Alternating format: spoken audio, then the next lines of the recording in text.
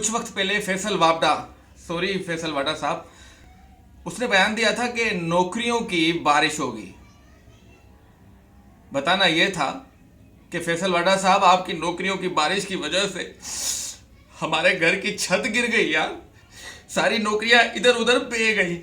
अड़ोस पड़ोस वाले बाल्टियां उठा भर भर के ले गए। हमारे हिस्से में सिर्फ टूटी हुई छत है यार। पूछना यह था कि अब नौकरियों की बारिश कब होगी।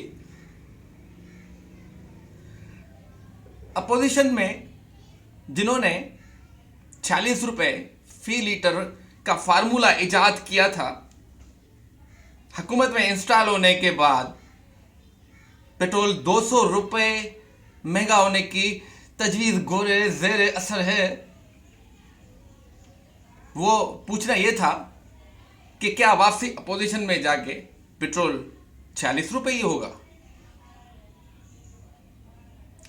5 गिलास दूध पियो और जाके दरख्त को हिलाओ।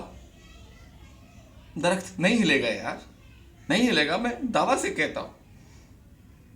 2 गिलास दारू पियो और जाके सिर्फ दरख्त को देखो यार, वो हिलना शुरू हो जाएगा।